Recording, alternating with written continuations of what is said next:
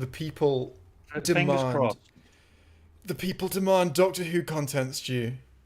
Yes, and this will be our first wholly positive one. Yeah, well, that's That'll be a turn up for the books. it's fine. Hang on, I are we have live? like Oh, I can see. Yeah, there you are on the webcam.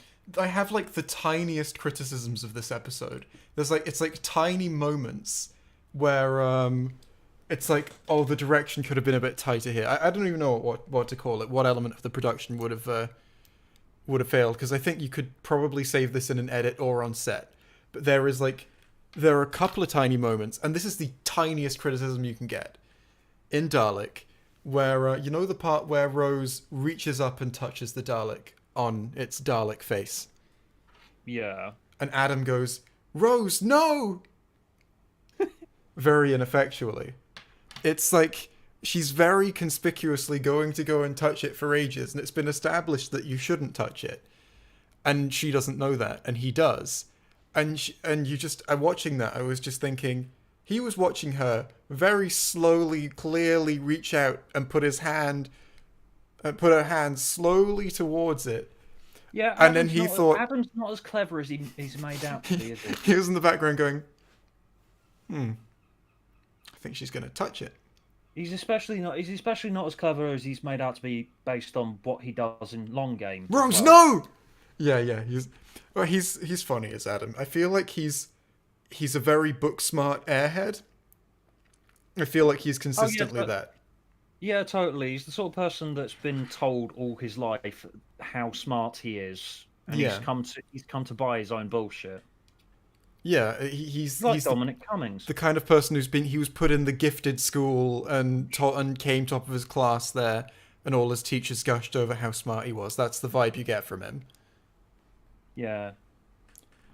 And I But have yeah, another speaking of criticism of gushing, it, but we'll But, get but to yeah, that later. speaking of gushing, hello everybody. I am Stu. This is Jay. We're Hello. talking about Doctor Who Dalek. Dalek is an episode from season 1 of the revival series. I don't know why I'm introducing it like that. They know. And I've never done that before, but They know what this is. yeah, they know what this is. Written by Rob Shearman, who we don't normally name the writers, but I'm bringing him up for a particular reason this time. That's that you know about this, Stu. He's released. Should we call it a statement recently? Yes, he has released a statement. Should we put this on screen? One. Yes, It's let's put this on screen. It's a cool statement he's released. Let me just line that up properly. Is that? An official proclamation. Yeah. Oh. There it is. There it is. It's in the middle of the screen now. So here it is. This is A bit of a lag. a statement from Rob Shearman here. Very cool. Hello, I'm Robert Shearman, Kick J. Hello, I've played it. You didn't. I realized you wouldn't have heard that. I played the thing. Chat, isn't that cool? Yeah, I can't hear it. Yeah, I've played it now. It's out in the open. He said the thing. Yeah, I can't hear it on my end. Yeah, basically, I got Rob to say Kick J. So yeah, that is proof positive that I am mates with Rob Shearman. In case you needed that proof. This made me so happy when I received it as well. He said the thing. He said Kick J. Yeah, he said Kick J. Yeah, that was I poked him into doing that when I met up with him for a drink. About a week before everything in the world went to hell. I mean, yeah, that's a cool time to do it, right? That is a cool time to do it, yeah. Yeah, I think that was just after Timeless Children, just before World went to hell. It was like, so it was right in between the two disasters. Right in between, just that little sweet spot, yeah. Yeah. If anyone needs any further proof, I'm actually listed in the acknowledgements in his new book that he's got coming out soon. Listed just above Peter Harness, and that's in order of preference. It's not because it's in alphabetical. The acknowledgements are in alphabetical order. It is in order of preference.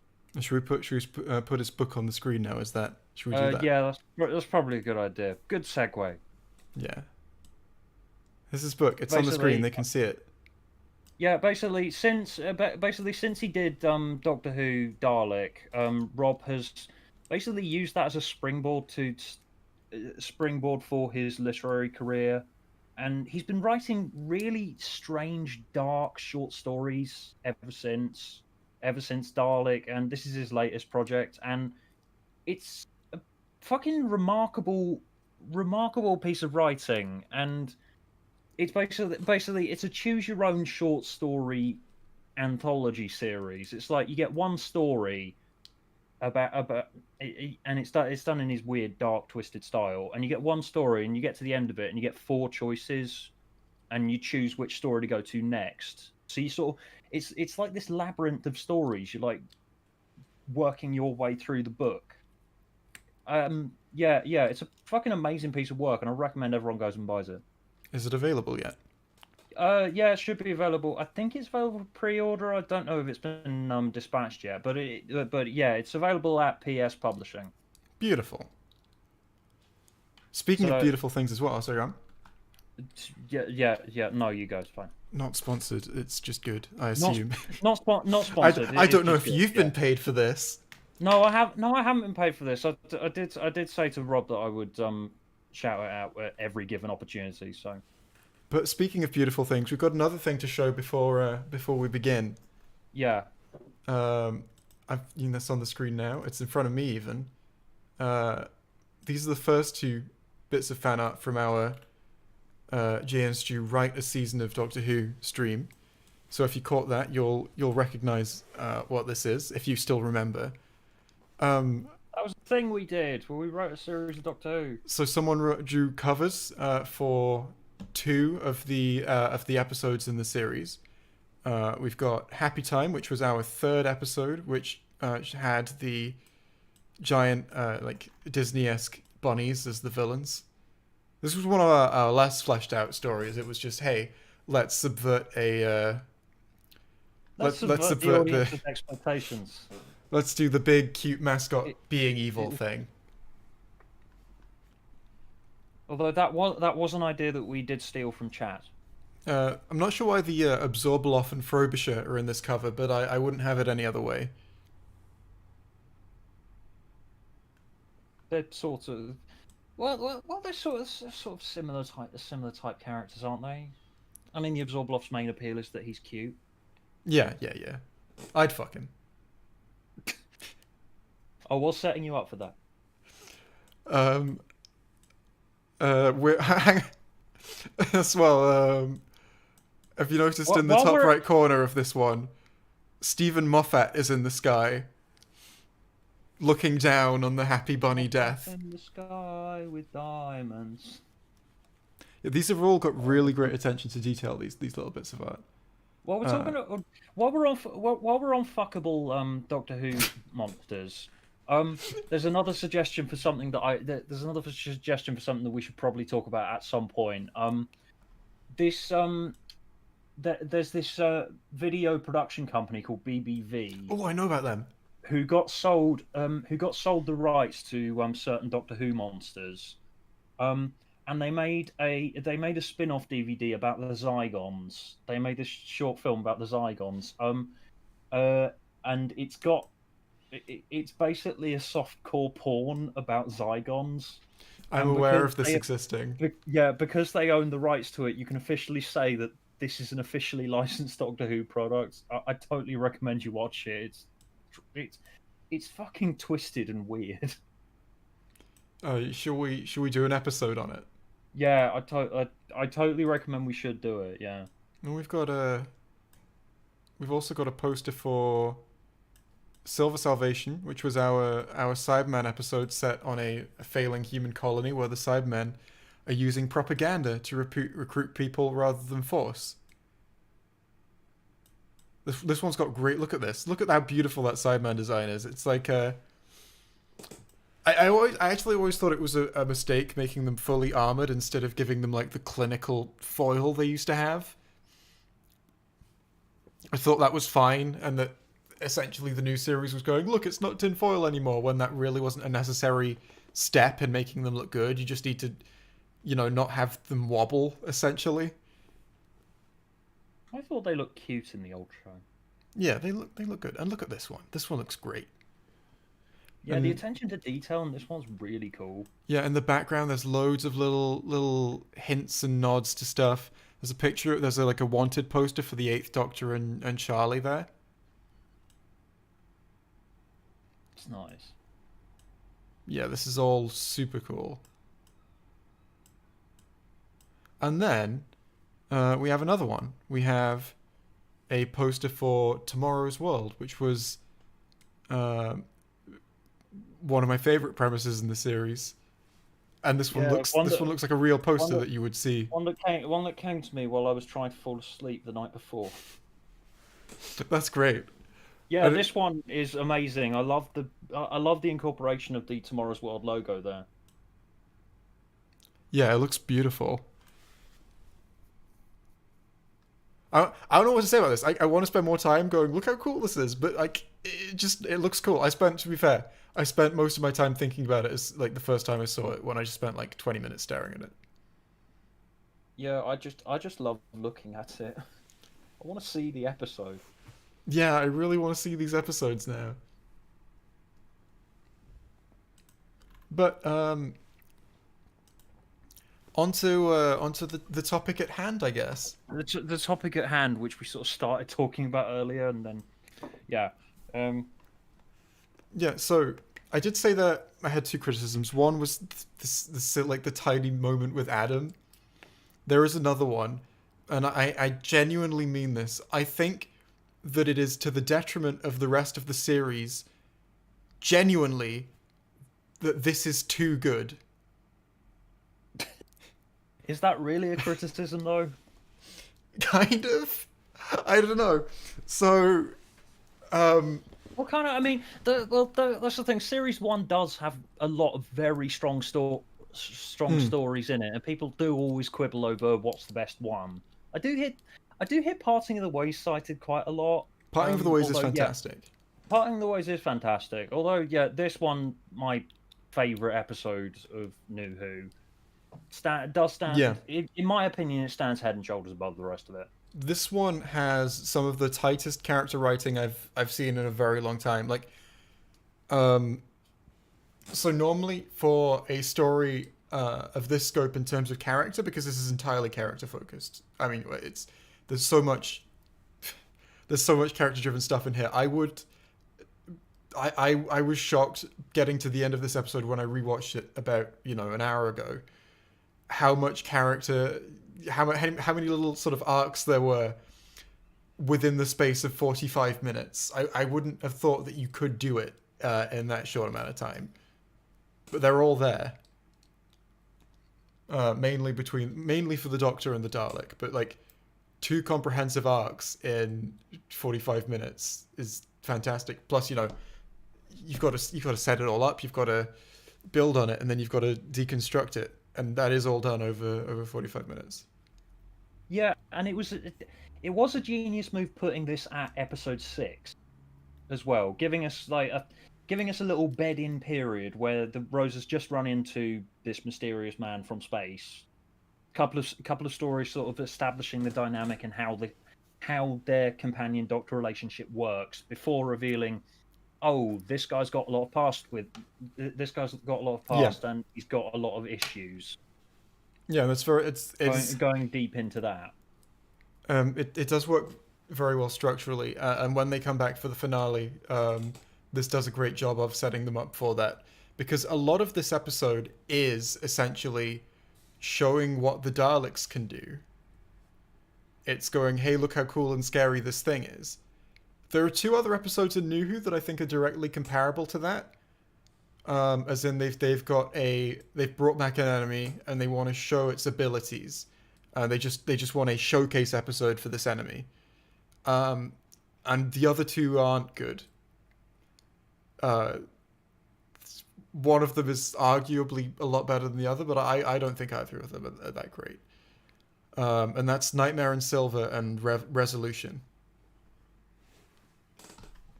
Yeah, Resolution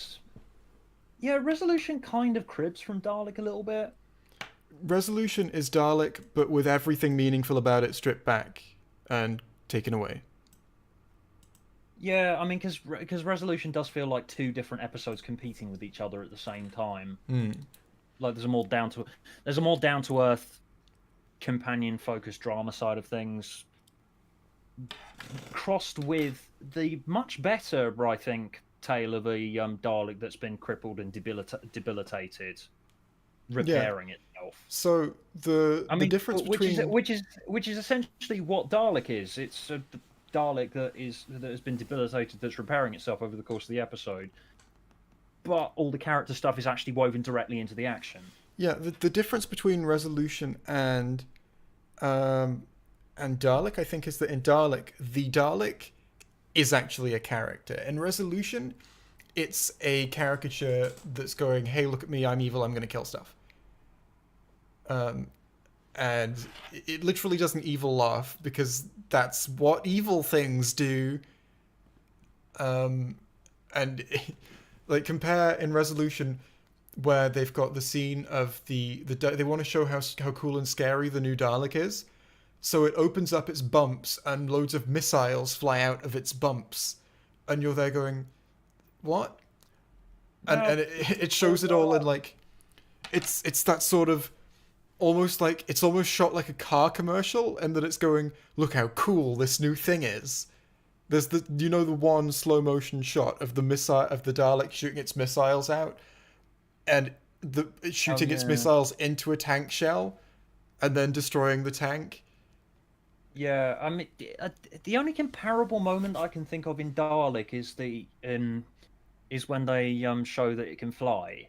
Yeah, well, there are a few comparable moments in Dalek. I mean, but that is quite by comparison, that is quite understated. They're all more understated in Dalek. In Dalek, it's sort of the Dalek is a part of the story, and by showing you it overpower everyone else in the episode, they show you how scary it is, and they don't need to have all of these cool angles, all of these slow motion shots to sort of have a big wank over the Dalek. It's just there, and it is just the most powerful force on the screen, and that's all it takes. Yeah, and by comparison, the thing that really lets Resolution down, by comparison, is that Dalek is a closed set. You've got hundreds and hundreds of people trapped underground in this base with this Dalek. That's how you show how powerful it is. Yeah. So the comparable scenes, I feel, in Resolution as well, because Resolution has... in Resolution, the Dalek is already destroying the army that it's fighting easily without any of the missiles. It's got this huge laser, and it's rapid firing it at every soldier, and it's not taking any damage itself. And you're like, okay. And then it's like, but wait, I have missiles. And you're like, you were doing fine before. Why do you need them? Yeah. Yeah, because it doesn't change anything about the stakes. Yeah. It doesn't really change.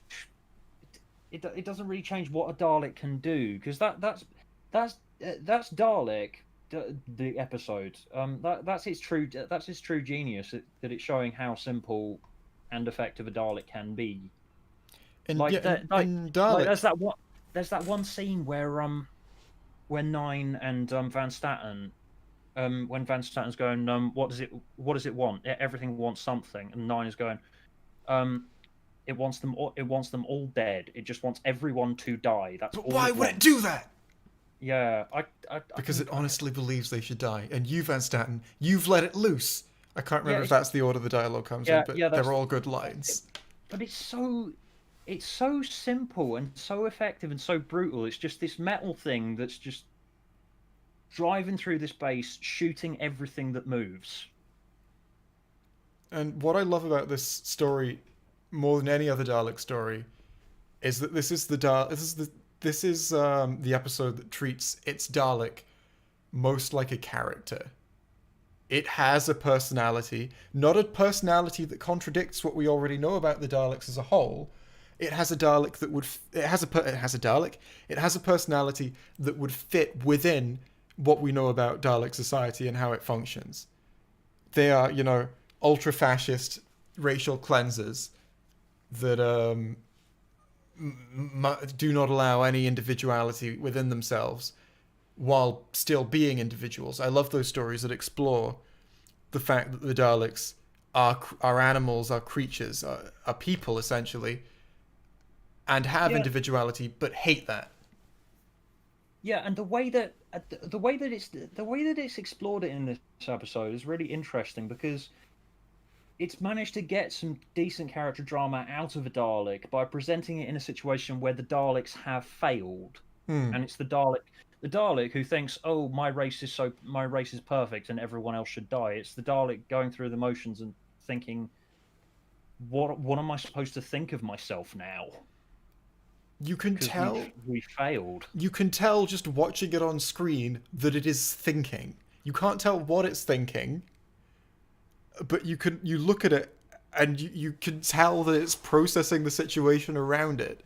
Yeah, and it's so simple the way it does it. Like that scene where like that scene in the interrogation bit where it goes, "I am alone in the universe," and the eye stalk goes down while it's saying that.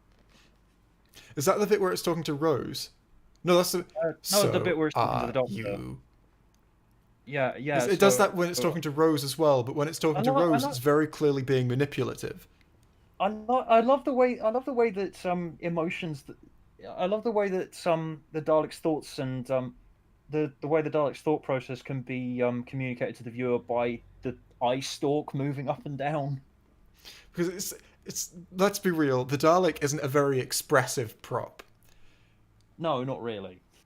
And it has more character than, a lot of characters that have their full eyes and face and everything shown on screen. It has a lot of character. This Dalek is about. I feel like every Dalek story would serve to remember that each individual Dalek is capable of this. When it's fully powered, it can gun down an entire base of people on its own, and when it isn't, it is fully capable of being manipulative and pretending to be something that it isn't. So many stories could be improved by essentially remembering that. Yeah.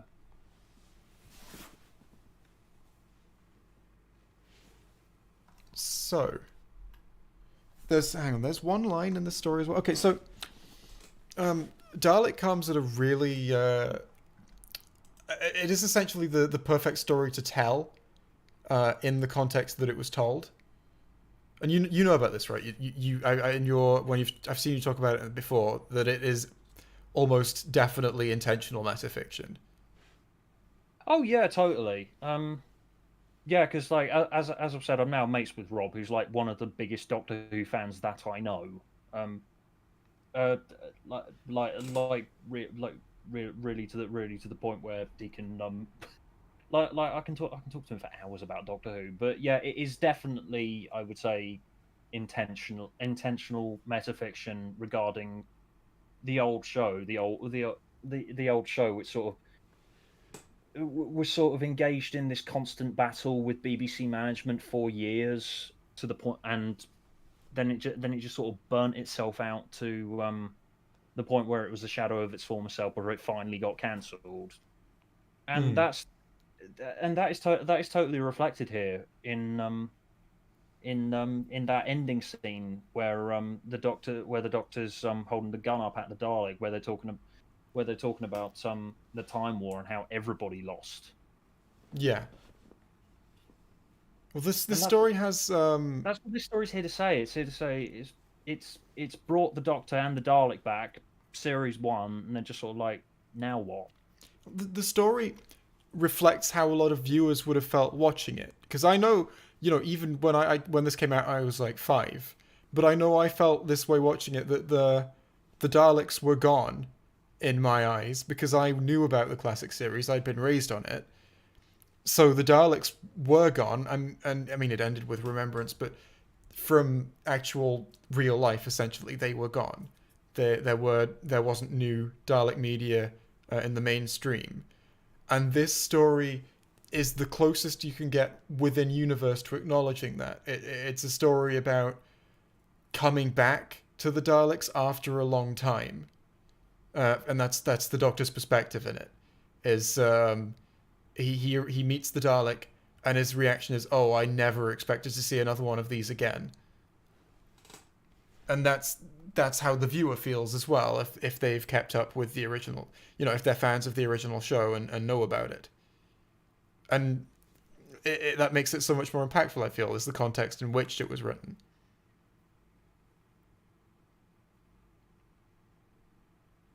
Yeah, and just can we talk about the interrogation scene as well while we're here? Because Which of the ones? well, the first one when the Doctor first stumbles across the Dalek. The one where he's talking to it. For the first time. I watched that scene over. I come back to that scene quite a lot. Like now that Doctor Who's on Netflix, I can just sort of open it up and watch that scene occasionally, and it's just like it's such an intense and powerful moment where you see the Doctor meet a Dalek for the first time on screen in about fucking because he wasn't in there were no Daleks in the TV movie. And even if there were, I don't think we would count it. No, even if there was. Since Remembrance. No. Yeah, so it's like the Doctor first confronting a Dalek on screen for the first time in about 30 years, and it's so utterly perfect in every way. It's that you've got Eccleston giving easily. I'd say this is the best. I'd say that initial interrogation scene where he goes, "I'm here to help. I'm the Doctor." I'd say that's probably the strongest performance from any actor playing the Doctor. I think it's the strongest performance from any actor playing a Dalek. Oh, that too, yeah. I think his strongest scene is at the end in this. Well, it's one of the strongest scenes in Doctor Who. Full stop, I'd say. Especially because Eccleston's just so intense in it. He is. He has a beautiful intensity to him.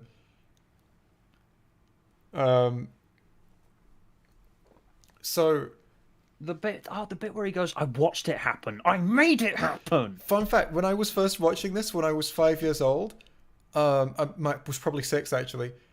I thought that was referencing the events of Remembrance of the Daleks, where he sets the hand of Omega on them. There were loads of misconceptions I had about this. I thought the revelation here was that also destroyed Gallifrey, not that there was also, a time war. I thought everything that was being referenced when I first watched this was Remembrance, which it sort of weirdly does fit. The last Dalek story saw all the Daleks destroyed. That's kind of another metafictional point then, because this war that was going on between Doctor Who and BBC upper management was happening off screen. It was something that the viewers didn't see. And same with the Time War. Yeah, well, we've seen some. Well, we've heard a lot of the Time War now. Oh yeah, they've gone way too over the top and kind of ruined it. I wouldn't say that, but I've not listened to most of the releases about the Time War, so maybe that's why I wouldn't say it. I don't know. It kind of ruins the mystique of it. I think exploring the Time War in much detail and in much depth. I like what Dalek does here. They treat it like treat it like traumatic memories for the Doctor and the Dalek who were fighting in this war, and now they're the only people left. They're the only ones of their race left. So the little arcs that I say little. They're little because they happen in a short amount of time. They're huge arcs. The Dalek and the Doctor sort of switch places through the story as to the places that you would expect them to be in. The pacifist doctor, he was the character that not only have we come to know him as through this series, but also all of the classic series. It ends up pointing a gun at the Dalek that just wants to go around and live its life, essentially, but not quite. And it's convincingly done over the course of 45 minutes that you have them switch places, but it's no, it, you know, it's organic. It's not just, hey, wouldn't it be wacky if the Doctor was a Dalek and the Dalek was chill? It's done perfectly organically. And my favorite moment in this whole episode is something that I've never really registered how meaningful it is until my rewatch of this an hour ago, which is a human moment between the Doctor and the Dalek. Right at the end of the story, when the Dalek has been contaminated by Rose's DNA, and it's just relaxing in the sunlight, but it knows it's mutating. The Doctor tells it it's mutating, and it asks what, and he says into something new, and then he says, "I'm sorry," because to a Dalek that is hell, and he knows that, and he's actually looking out for it now that it's not killing people. He's actually just sort of talking person to person to it. I know you're gonna hate that. And that, to me, is incredibly meaningful. It shows so much growth in a few seconds. That's my favorite line in all of Doctor Who, I think. Yeah, it's such a tight little it's such a tight little character arc there. It's so much growth in the course of one episode. Like, as I said, it's perfect timing in the series. You introduce the Doctor, Rose, have a couple of stories to get them used to each other, and then introduce, oh, there's all this history, there's all this past and history with the Doctor. And then it explores it and it explores it and shows the Doctor growing. And there's also that moment at the end where Rose goes to the Doctor, so what now? That's it, you've got no people left. And he goes, yeah, it's over, I win. Yeah. And just the look on his face of just feeling broken as he's realised that. I really like this episode. Why is it the strongest Doctor Who episodes are the ones that take one aspect of the rest of the story, put it on its own and make it the title character? Master, Davros, Dalek. They're like my three favorite bits. And not big. It's a winning formula, but we can't keep doing it, or we'll end up having Croton, Vervoid. Vervoid would actually be quite good. I'd write it as some sort of some sort of weirdly sexual allegory. I was imagining a piece of metafiction about feeling forgotten, being from an era that no one cared about, and feeling like you're forgotten even though you had potential. Yeah, there we go. Vervoid is a story about a Vervoid that has, due to no fault of its own, got no potential, but is just a victim of circumstance. Who meets a human called Eva Vervoid. Ava Vervoid. Is that a V for Vendetta reference? No, when you said A Vervoid, I just immediately thought that's her name, Ava Vervoid. Oh, I was thinking of V and Evie there. Oh yeah, I need to watch V for Vendetta again. That was a good film. It's an interesting film. I agree. I think it's good. Yeah. And we're seeing. Yeah. How did we get onto that? We're seeing some suggestions for single name character study Doctor Who pieces in the chat. Candyman, Chumbly, Quark, Vord. What was that? There's a Fourth Doctor story. Pictures of Tom Baker. Pictures of Tom Baker, and it looks like he's sucking it off. Hang on. The Creature from the Pit. Yeah, Creature from the Pit. What's that one called? I think it's just called The Creature or something. I don't know if they give it a name.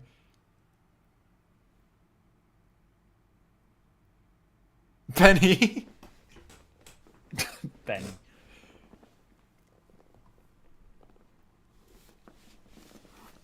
No, apparently it doesn't have a name. Well, at least that's not what Wikipedia's telling me. I guess it would be called The Creature from the Pit then. Oh my god, it exists already.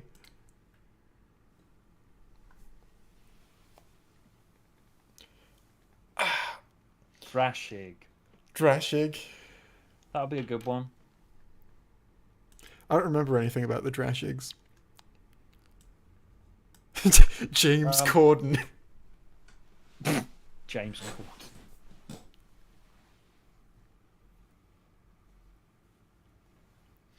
It makes me wish. Yep. Now that my biggest worry with the story is I feel that this would have been perfect as the last ever Dalek story, and it's the first in a series. Yeah, because it was never going to be the last Dalek story. Yeah, it concludes so well that if you put this I'm imagining a version of the series where the Time War is something you learn about from the perspective of Rose learning about it from the Doctor and from other characters who know about the Time War over the course of the series, and then Dalek is the 2-part season finale. Now, I don't know, it feels kind of like a shame to make it 2 parts because it is so tightly written in the 45 minutes it has. I don't know if it would benefit.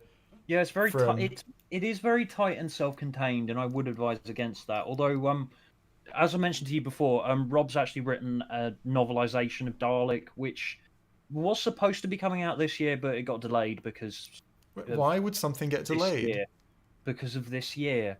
Rob has written a novelization of Dalek, which I've read, and he's fleshed out. He's fully fleshed out the compound and given lots of backstory details with Stats and Adam and all of the people that work at this compound. He has fully fleshed it out, but I think as a singular self-contained 45-minute piece, Dalek is perfect on its own. Mm. But I'm picturing a series that builds up not to Parting of the Ways, but builds up to Dalek.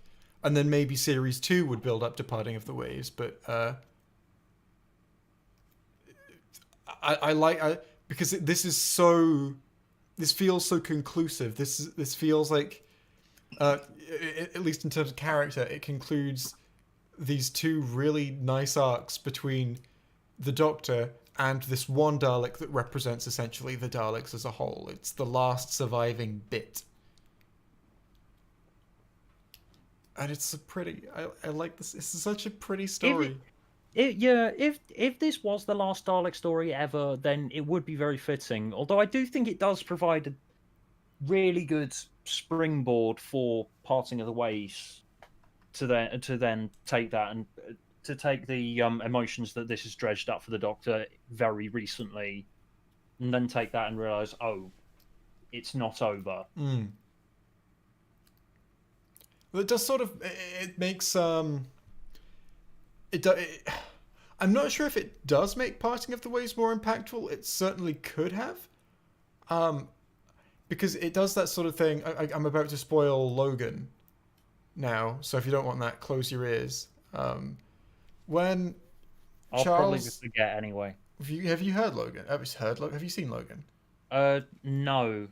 I kept meaning to. The last X-Men film I watched was X-Men Origins Wolverine, so that's why. Oh no. Logan actually sort of has a lot in common with Dalek. It's these it's the big conflict has ended, and it's all of these individuals coming to terms with their lives now and having one final, essentially what compared to the big conflict, what is a small scrap but is meaningful in terms of character. But in Logan, a character is killed off very unceremoniously, and it's in a way that goes against all the we're killing off someone that we know the audience cares about conventions. There's no big time to say goodbye. They don't get to neatly complete their arc before they get killed off. They just die, and the rest of the story you just have to deal with that. And it uses essentially that subversion of convention to shock the audience into a reaction. It essentially feels like the characters have been robbed of their emotional arcs, and that's what it pushes you into that phase of the story. And I feel they could have done something like that with Parting of the Ways, where because Dalek wraps up so neatly, as these two remaining veterans from opposite sides of a war having one final fight, and then sort of finding comfort alongside one another just before one of them dies. I forgot the end of the sentence, but I felt like it was meaningful. I felt like I was about to say something very deep and meaningful, so pretend I did. Ah, that is a very insightful point, Jay. So, hang on. Oh, yeah. Because this concludes and wraps up so well, I feel like Parting of the Ways could have done a similar thing to Logan here by essentially robbing the characters of the sanctity of their arcs. The Doctor, now that all of these other Daleks are back, is robbed of this nice little bow he got to tie on the Time War with this one Dalek. And I'm not sure that Parting of the Ways really goes into that angle very much. I would love for it to have done. I've seen Parting of the Ways quite recently. I felt like watching it, so I did. And I don't think it really does that. It does have scenes of him going, there's 500,000 of them. I need to watch Parting of the Ways again. I haven't seen it in quite a while, although I do remember the first point where the Doctor sees the ships again. That's a really good scene, although it's a really good moment. Oh, that's the end of Bad Wolf, not Parting of the Ways. It does have one of my pet screen peeves, that scene, which is the wearer's camera. Like they're showing the Dalek ships on a screen to the Doctor, and you're like, oh, I guess there's some like satellite here or something, or this is a scanner image. And then the the screen starts doing this like deep pan where it goes through all of the ships, and you're like, what is this camera that they're getting this from? And it's like it's just a tiny pet peeve. Like, hang on, what are they? Why is the camera being all cinematic here? It's like whenever anyone in a movie or a TV show comes up with like a picture of one of the characters, and it's clearly like a screen cap from a previous film, rather than a picture that would have been taken by the characters. I find that funny sometimes, actually, though, because I remember I was watching back Torchwood's Day One with Billy, John, and Richard the other year for a video.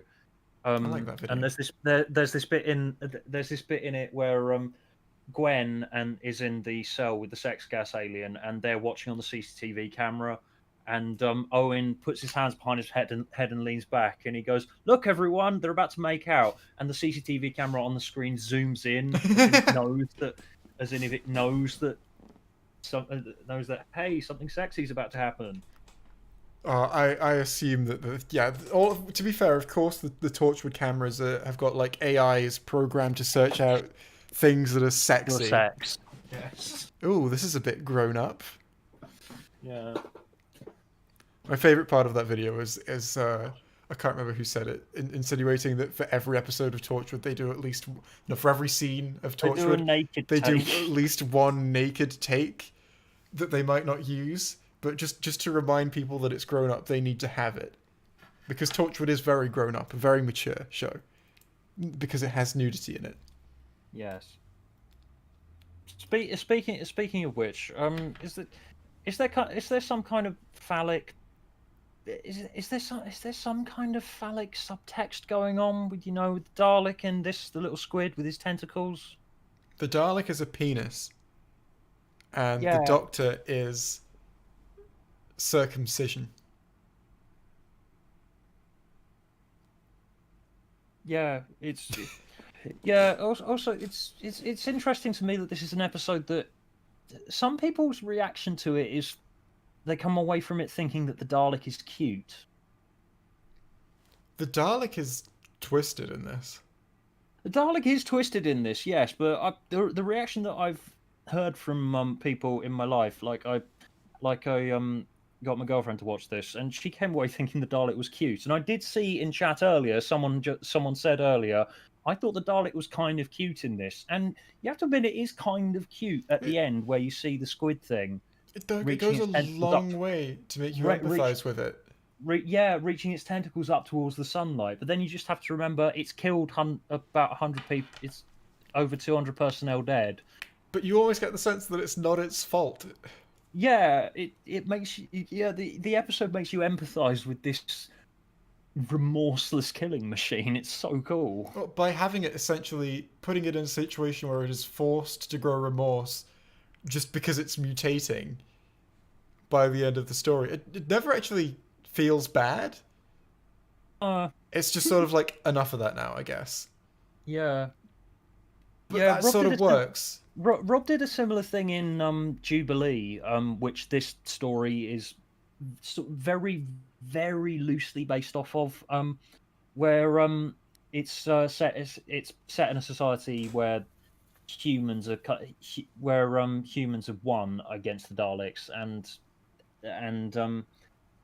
and they've kind of gone a bit fashy in this vision of the future. And it's sort of a satire of Dalek mania as well.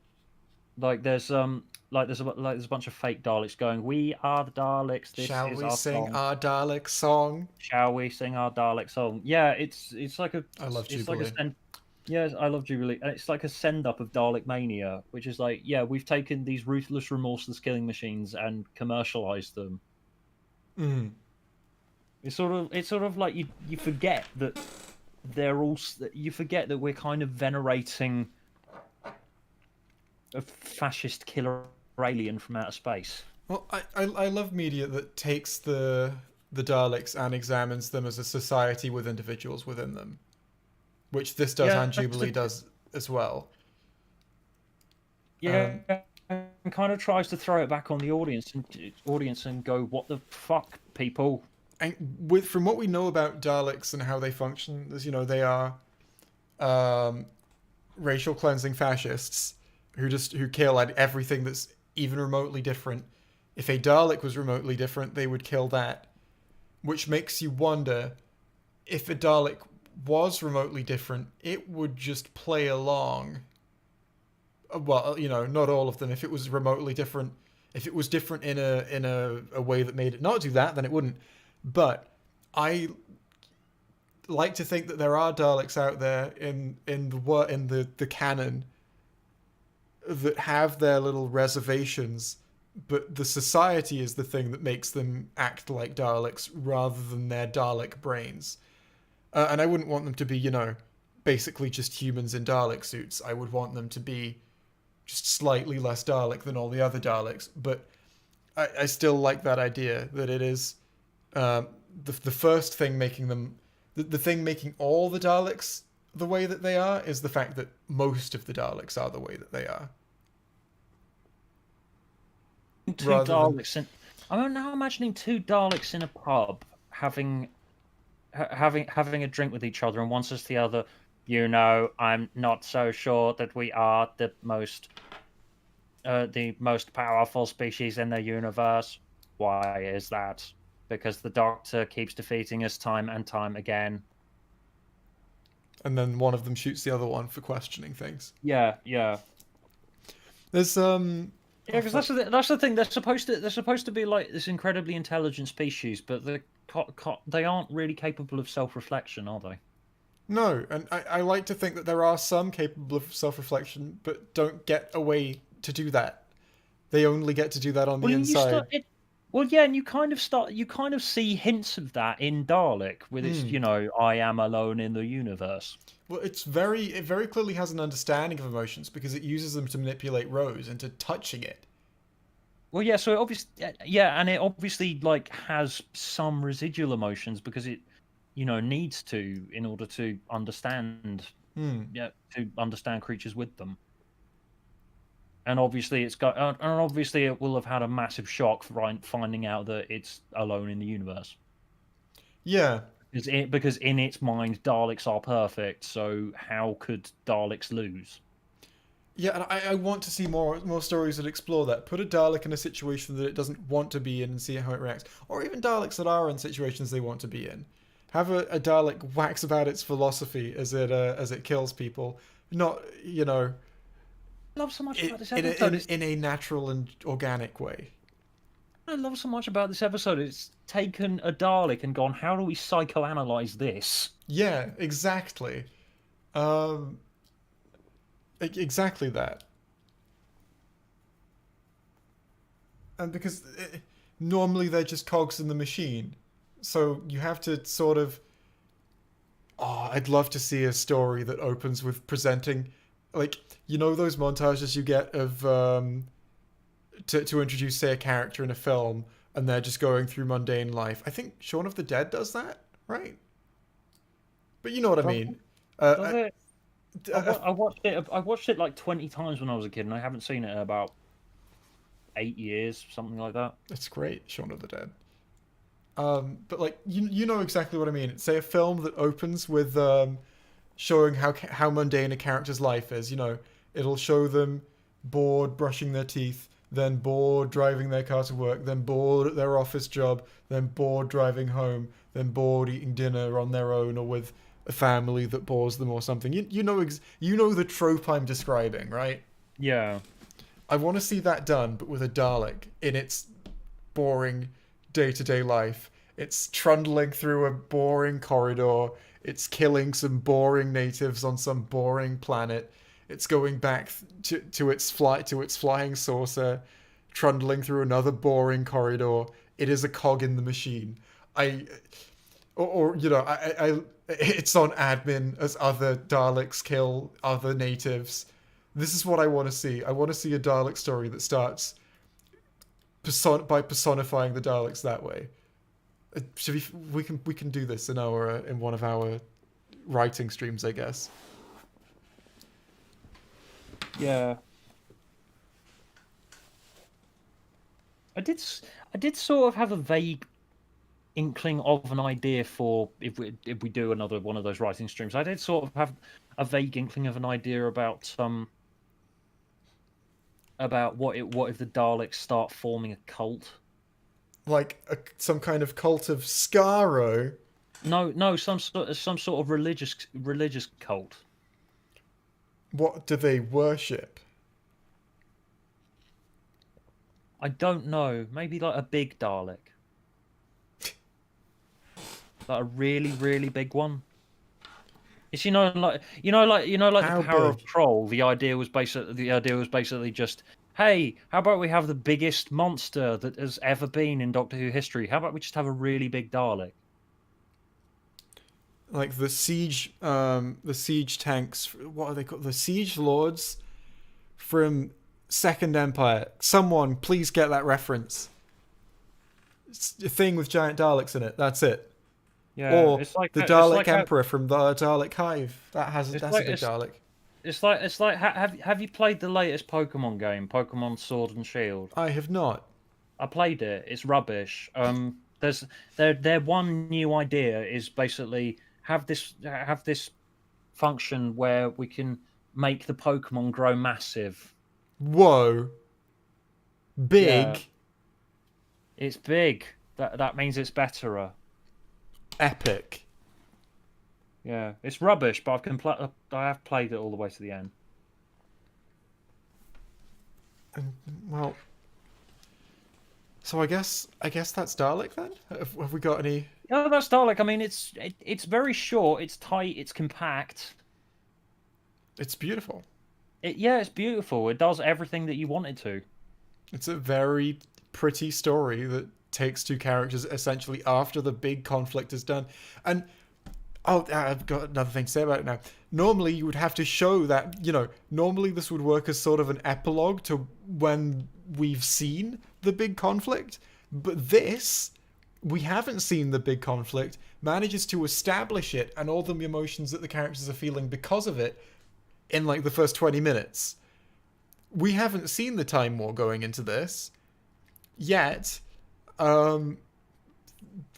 That's most, that would be a part one at least for a lot of stories, establishing the trauma.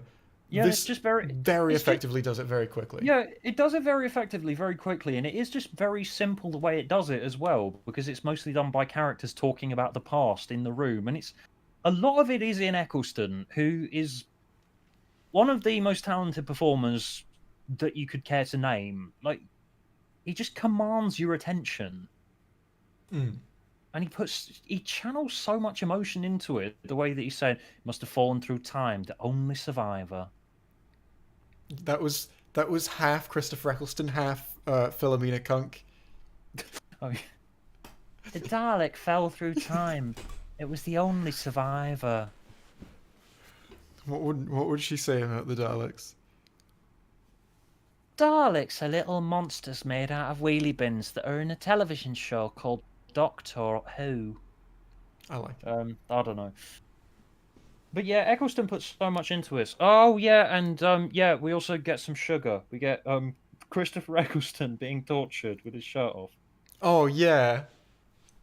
Yeah, we should talk about that, shouldn't we? Always spice up your torture scenes by having the character being tortured take off their shirt. Van Satten should really have taken his shirt off as well. Yeah, I love that. I love that cut in it as well. Just like the second that Van Statten realizes that, so this is the only alien of its kind, and that also makes you an alien as well, Doctor. And then suddenly it cuts to that. Top off time. And this episode also introduces reintroduces that the Doctor has two hearts in it as well. Is that the first mention we get of it? I guess it must be. I think it is. Yeah. Tell me, Doctor, do people of your race have nipples? What do you mean? It's time for you to get your shirt off. Someone in the chat just put "release the naked takes BBC." Yes, there was for this episode they did a naked take of that scene. Fun fact: they did full naked takes of these things. There was. Yeah, I remember there was some light controversy over this episode as well because it features torture in it. Well, there was actually fun fact. Nick Briggs, when he was doing the Dalek voices, he was on set for it, so that the actors could essentially work off each other live, even though so Chris could hear what Nick was doing live, and he was actually fully naked as he was recording the lines. Well, I can imagine that. It's a very naked performance, It's really emotive as well. Yeah, that is a weird thing about Dalek. The way, like, you've never really heard a Dalek voice that's that emotive before. Well, not emotive, but it's only ever been anger before. Yeah. Which is right, you might have heard some of that in Big Finish. Yeah. Yeah, that's we haven't talked about Adam at all. He's there. He's there. He exists. He fulfills his function in the story perfectly well. Like, that's it. I don't know. I don't know what to say about him. Like, he's a consistent character. The story gets across who he is very effectively and very quickly. He's appropriately a butt of jokes as well. Yeah, and I like that. He's not a Meg. He earns being the butt of jokes. He does earn being the butt of jokes because you do kind of just cringe at when you look at him in this episode quite a lot. I mean, I do. Yeah. Although there is, one of my favorite lines in this is the where the Doctor's going through those alien artifacts, alien objects, which Adam has thought are weapons, and he goes broken, hairdryer. I still remember the first time I was watching the sound of my dad laughing at that, and this was 2005. Yeah, that scene had it stuck with me as well. There's one scene in this where I'm just like I was watching it, I'm like, What? Which is the scene where you have the Dalek threatening to kill Rose unless the Doctor reopens the bulkhead. And it says, "What use are emotions if you will not save the woman you love?" And my response to that is just, well, we're moving a bit fast here, eh? They've just met. That's, I mean, Dalek, mate, there's a thing, there's a bit of an awkward thing to say. Well, that's true. Although that does show how fast the Dalek is learning. It is learning how to interpret emotions. Although by that point it has absorbed Rose's DNA. Mm. Yeah, by that point it's absorbed Rose's DNA. So that's just Yeah. more about how Rose has responded to the Doctor. Maybe it's absorbed. Maybe it's in love with the Doctor as well. It's absorbed that through Rose. Yeah, maybe that's another angle to take on to take in that last scene, that it sort of gained this love of the Doctor by the end. But it's beautiful, compact little story that does everything it needs to, and it's so conclusive that it should have been the last one, but also isn't. But other good ones came after it, so I don't know how to feel about that. Put in the chat, it's set in 2012. Do you remember 2012, right? I prefer not to remember 2012. Yeah, I like that though. I like that though, that in like 20 years time people are going to look back at this and think, oh, 2012, that was so long ago. Because I love it when old sci-fi, which Dalek will be technically considered, well, it is technically considered old sci-fi now, because God, I feel old. But I love that when old sci-fi says in space year 1985. Well, a lot of the time that does feel naff, and you're like, this hasn't. Obviously, this was it never makes going me to age laugh. accurately, but there's nothing in this, I don't think, that sticks out as like a sore thumb of it not being 2012. Yeah, that is true. I do love that. I think it's 10th Planet, actually, that's set in like space year 1985 or something. I like that. I like as well, because now you wouldn't really do that in Doctor Who. You don't have episodes set in 20 years in the future that world build everything about what the world's going to be like in 20 years, because the show is aware that it might still be going in 20 years and is going to contradict that by being set in real life. Yeah, although fortunately in Dalek's favour, it's set in a closed-off bunker, and the events in it will never be known about by anyone. Yeah, exactly. Yeah, because it's got memory wiping in it as well. So, yeah, that's really to its favour. That's a great way to set an episode in the future. Although it doesn't really matter that this is in the future. No, not really. I mean, it doesn't. They don't really. I guess the internet is relevant.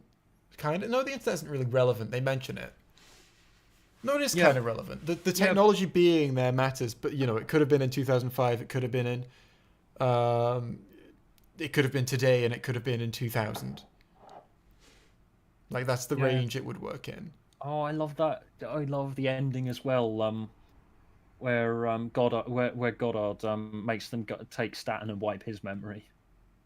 That's cute. It's like even Staten gets a little arc of his own, and he's like, imagine Seattle, Sacramento, someplace beginning with S. He gets his poetic justice. He gets an arc. He's like he's a tertiary character in the story. Like a little one. There's so much in this episode.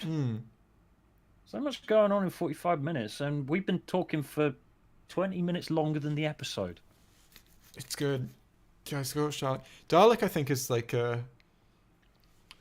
is a great way to introduce people to the show. Yeah, totally. I mean, if they've got patience, Well, I mean, take them through the whole of season 1. Well, yeah, take them through the whole of season 1, really, because it's pretty much the perfect reintroduction of it. Yeah. It's like series 1. It does have its it does have its flaws. You can see that see them trying to figure out how the show works now, but it is pretty much the perfect reintroduction of it, and we really couldn't have expected much better than it. Oh yeah, someone's pointed out that the When the Dalek show did came absorb back. the whole of the internet. Oh yeah, it downloaded the entire internet, of which there wouldn't be nearly as much of it by that point. Stu, Oh, wait. it's a Doctor Who villain that absorbs things. You know what that means? Oh, like the Absorbaloff. It is the Yeah. Absorbaloff. Dalek I've and just- Love and Monsters are actually the same episode, confirmed. Go on. Wait, I've just realized something. When did I first start uploading? Hang on. Didn't I you was say it trying was to- after I'm trying Asylum to of the fucking- Daleks? No, that was when I first started He Who Moans. I was uploading before that, but yeah, this is set in 2012. My first videos went up in 2012, so the Dalek would have absorbed my videos. That's canon. I am now canon. There's so yeah, as well. That's a really nice realization. Making in reference to Asylum of the Daleks, there's a reason that the Moffat era of Dalek stories is like my least favorite, and it does the opposite with the Daleks that this does. It doesn't examine them as characters; it removes all of their agency as individuals. It gives like Into the Dalek gives the Dalek the electronic brain that doesn't let it have other thoughts. Even though Into the Dalek is like, but what if a Dalek was good and it's still like a robot creature, but with the opposite words coming out of it? I don't like the Moffat. And then, Yeah. you've got Magician's Apprentice, where, or Witch's Familiar, where you find out that the Dalek casing won't let the Dalek be good. And you're like, no. But no. Into the Dalek was especially frustrating because it's basically we've managed to turn a Dalek good, and their definition of good is the Dalek going, all Daleks must die. I feel like there's some. let's I examine feel that like they're aware philosophically. of that. They're aware of Yeah. like the irony there. I don't even know what Into the Dalek was trying to say. Like Into the Dalek is just sort of a bit confused in terms of what it wants to do with its characters. Let's do Fantastic Voyage, but with the Dalek. Yeah, but they forgot to write That's characters in it. They forgot to write a story. It's basically just a pitch. It is, yeah. Snakes on a plane. Snakes in a Dalek. Snakes and Daleks on a plane. Snakes in a Dalek is going to be in season 13. I hope so. Season Yeah, 13 is going to be the first time since series 1 of the original series that the Doctor's number has matched the series number. Yeah. Okay, Yay. okay. That's one good thing about season 13 before it started.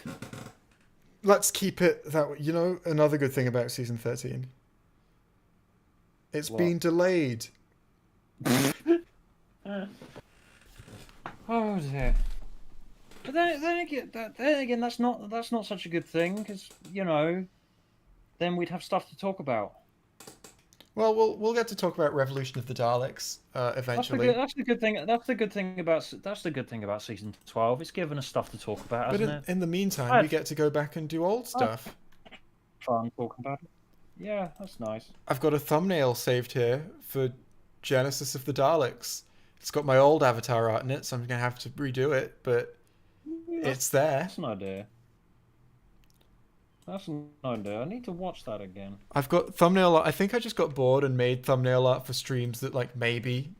I've got thumbnail art for the Seeds of Doom and for Death Comes to Time. Please do one for Creature from the Pit. What? So Creature from the Pit, Terror of the Verboid. We've already anything that looks eye-catching.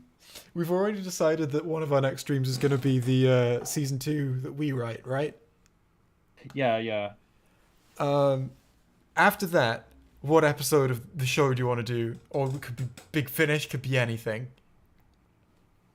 As I said, I do recommend that we do Zygon, the Zygon softcore porn That's sort of on the bucket list, yeah. at some stage. I want to see chat's requests as well. Yeah, request things, chat. We haven't really been talking to you. Oh yeah, you need to do the super chats before they disappear. That's a good point. No, I know how to save them now because I'm very smart. Good. But yeah, let's. Oh, someone said do master. That's a solid choice. Oh yeah, I've been meaning to listen to that again. I have the Big Finish app now, so. Ow. I scratched my toe. It hurt. I saw nothing. I saw your face moving around the screen. It was nice. I did that to see the stream delay, to see how long that would take to pop up back on the actual stream. We're seeing spare parts, master stolen Earth. Oh, Stu, they're nerds. They want the obscure extended universe stuff. I love it. Davros? Ooh, that's a solid pick. Oh, I love Davros. I've not listened to that for a very long time. I don't remember what happens in it. Yeah, I need to listen to it again. I think that was another. It's weird. Since I started doing Big Finish videos, I have actually had quite a lot of instances where the writer of that story has commented on the video saying, "Oh, thanks for bringing that up again. That was nice." That's beautiful. Yeah, it is. It is nice. Ever since that started happening, I have started to be a bit more like, should I be more careful with who I slag off on my channel because they might actually watch it? I wonder if Dalek came out today, if it would be received more harshly because it does take some liberties with the Daleks. I feel a lot of people would feel that this isn't what the Daleks are supposed to be, even though it is. It is That's absolutely. That is a question because it is now cemented as solid gold. Which while saying solid gold, can we talk about how beautiful this design is? Oh yeah, the design is beautiful. I kind of. This is a pet peeve I have with a lot of Doctor Who, is that they keep redesigning everything. I don't think that there was anything wrong with how they looked before. A lot of people, would say, oh, it was a cheap BBC budget. They've made them actually look detailed and solid now. But honestly, before, there was nothing wrong. They were just these simple, elegant machines. And I kind of wish they were uniform throughout the whole series. But I still really like this design as well. I think it suits the reboot really, because looking back at lots of the older models, like the Remembrance of the Daleks ones are very 80s. I they're love white the Remembrance of the Daleks with their ones. they're white with their gold balls, and the 60s ones, which the 60s ones which were more suited to being in black and white, I think, because in black and white you sort of have that distance from them, they look more robotish. But when you see the models up close in color, they kind of look a bit plasticky and like children's toys. But yeah, I'm thinking of the 70s ones, which did sort of stick around until the 80s as the Renegades, which are I think they're timeless because they're 60s ones that are they are a 60s design repainted to not look as 60s, but they didn't have the resources or budget to completely rebuild them. So they are just like 60s designs de-60fied as much as they can be, and I think that gives them the most timeless feel of any of them. Yeah. But yeah, I do wish that Doctor Who would stop redesigning everything arbitrarily. The console room doesn't need to be redesigned for every Doctor. Oh yeah, like what between Yeah, what was that? Yeah, between the 11th Doctor, when Amy and Rory left, the console room got redesigned again, and it was blue now, and it was said that it was blue because he was sad. I like that. But it's like, I really honestly feel that the show would benefit from keeping it the same as long as possible. Only redesign it if like the set gets destroyed and can't be rebuilt. Like, imagine how gorgeous it would be if the first TARDIS set was still the current TARDIS set, but maybe each Doctor had different furniture in it or whatever, you know, to suit their personality. It was the same room that had been refurnished rather than it's just a different room now. I feel that would sort of add this sense of continuity to the whole show, where all of the Doctors are sort of in this same thing with the sonic screwdriver. There's no reason to not keep the original sonic design, and then it would feel more congruent. Is that the right word there? Yeah, and if it does it all the bloody time, like every few years or so, because the show is always constantly refreshing itself, it does kind of make you think you're just doing this for more toys, aren't you? Yeah. Especially with Peter Capaldi's original Sonic. He sticks with Matt's original Sonic for a year. Then he loses it and gets the Sonic glasses, which nobody liked. Then he loses the glasses and gets a new Sonic at the end of season 9. And the way that season 9 plays off the new Sonic, it's like, yeah, it's his Doctor, and he's finally got his own Sonic. And it's like, it wouldn't be like that in universe. It's a multi-tool. Like, is his multi-tool really that important to him as part of his own identity, that after a long arc and at the end of Hellbent, he dramatically gets given a new sonic screwdriver and then holds it up in the air like that? Like, come on. Is this multi-tool being redesigned that important to this man? It's one of those meta things that's made its way into the show because the show believes its own hype. Yeah, that's actually one of very few things that I can commend the Chibnall era for, because I think they did it in quite an organic way in Woman Who Fell to Earth, where she's making her own one because she needs it. I would have preferred it if they just didn't redesign it. Like, just stop redesigning the Sonic from scratch. Yeah, like, I'm okay which I like. The thing is, with the Chibnall era new Sonic, it's the most alien looking Sonic design. It's like, whoa, this thing really looks like a piece of alien engineering that you wouldn't get on Earth. And like, I was thinking that before the series aired. I even bought one before the series aired, which was a mistake. And then in the series, it's built out of like random parts that they find in like a garage in Sheffield, is it? And you're like, hang on. The most alien looking Sonic is the only one built out of entirely Earth parts. Oh well. I do like that she built it out of Earth parts though. Yeah, I like that. I like it. So the Doctor can do anything. You know, can build alien technology out of anything.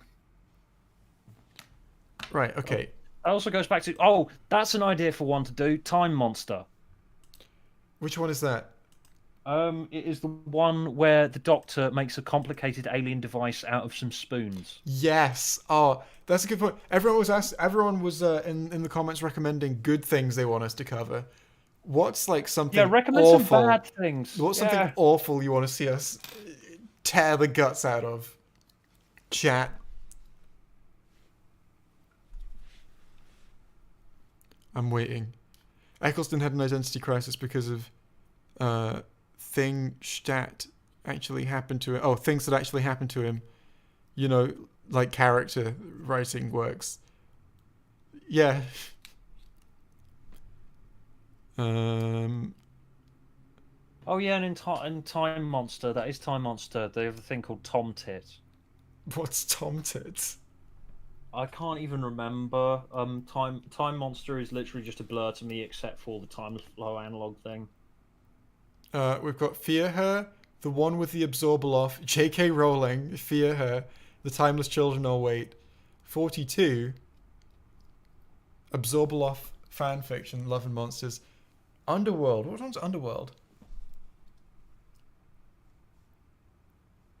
It's the one that is done almost. It's the one from Oh. the mid-70s. It's the one from the mid-70s, done almost entirely on blue screen. I feel like it would be fun. This would take us forever if we do these one a month. But to do a top pick for something great and a top pick for something terrible for each Doctor and go through and, do one story a month. Great thing, terrible thing.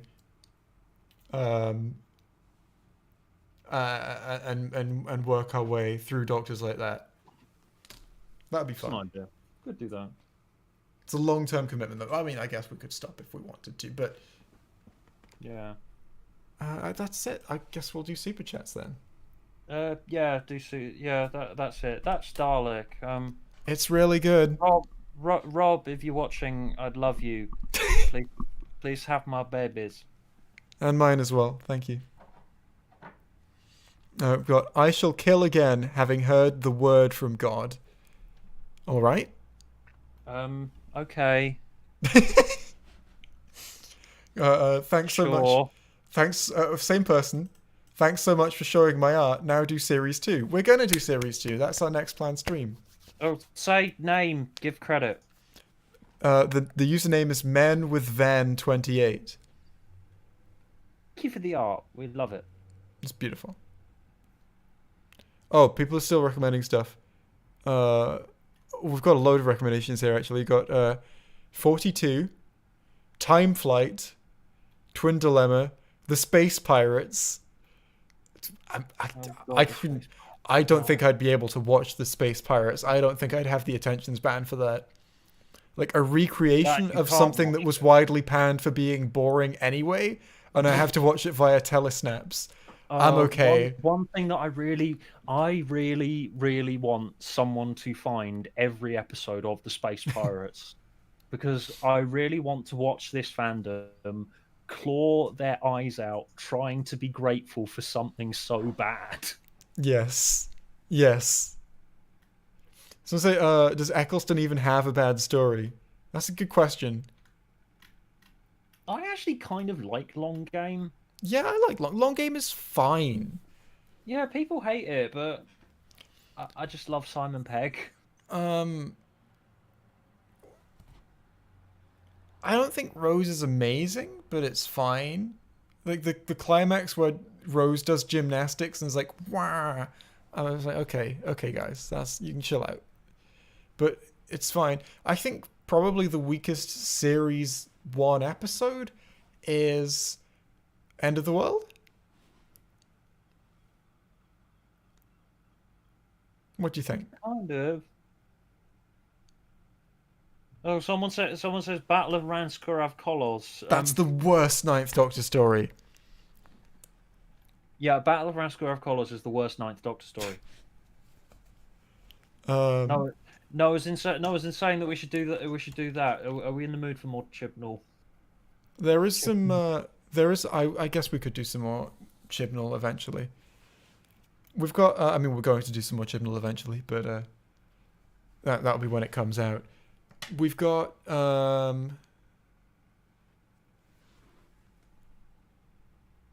Yeah, we could scour like some extra. Daleks in Bollywood, is that a thing? Oh my god, let me Google it. Oh no, I want a new Daleks in Manhattan, but Daleks in Bollywood. That's an idea. We could do oh my god, we could do the 1965 movies. Doctor Who and the Daleks and Dalek Invasion Earth 2150 AD. Doctor Who and the Daleks was the first bit of Doctor Who media I saw. How did you stick around? Remember being just that was like years and years and years before. I remember being very, very young. I remember being very, very young. Yeah, it was great. Do you remember being a child? Do you remember your own birth? Do you? Yes. Nostalgia. Oh, I remember my own birth. How was it? Messy. Yeah. Yeah, any more super chats? Yes, we've got 2 of them. We've got Doctor Who is not as good as Wallace and Gromit. Ooh, that's a difficult one. Don't make me choose. I mean, they're trying to achieve very different things. That is true, yeah. Oh, someone just put in the chat, guys, please review Born and Bred. No. You've already reviewed Born and Bred. No, I suffered enough. There's...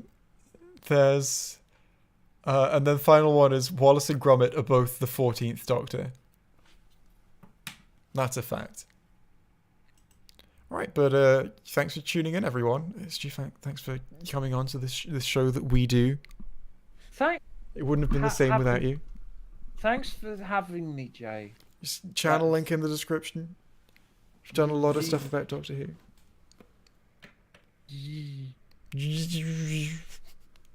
I am a Cyberman. Anyway, bye-bye, people. Bye. Oh, that was fun.